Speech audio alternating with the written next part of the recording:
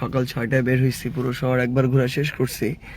তো এরপরে সবচেয়ে সুন্দর মনে হয়েছে আমার এই একটা রোড। তো এটা শুরুতেই যশোর ক্যান্টনমেন্ট কলেজ।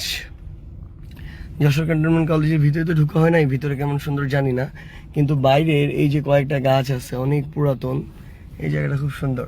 যশোর শহরটা ঘুরে যেটা মনে হলো, এটা আসলে জেলা শহর ঠিক না, এটা তো বিভাগীয় শহরের মতো বিশাল। ইভেন কিছু বিভাগীয় শহরের চেয়ে কোনো অংশে কম না, বরং বেশি।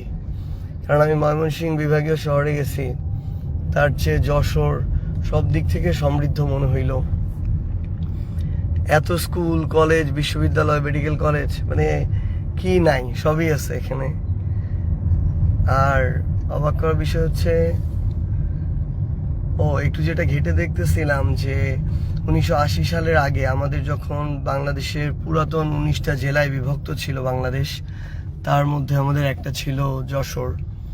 তো এই যে এখান থেকে যে রাস্তাটা শুরু হচ্ছে, এই রাস্তাটা হচ্ছে আমার কাছে মনে হয়েছে পুরো যশোর শহরের বা শহরের আশেপাশে সবচেয়ে সুন্দর রাস্তা। এই দিকে পিছনে Jessore English school and college এর পার্কিং এরিয়ার পিছনে সুন্দর একটা সাদা বাড়ি আছে। বাড়িটা সম্ভবত 3 তলা, খুব সুন্দর, হোয়াইট হাউস। আমিও হোয়াইট হাউসে পড়াশোনা করছি, কার্জন হলের। এই যে এইদিকে আসছি একটা সুন্দর রাস্তা, এদিকেও দেখি স্কুল কলেজে ভরা। এটা হচ্ছে Jessore English school and college.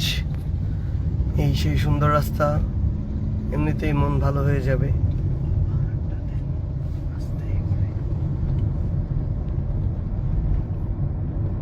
এই রাস্তাটা দিয়ে অ্যাকচুয়ালি যশোরের এয়ারপোর্টের দিকে যাওয়া হয়।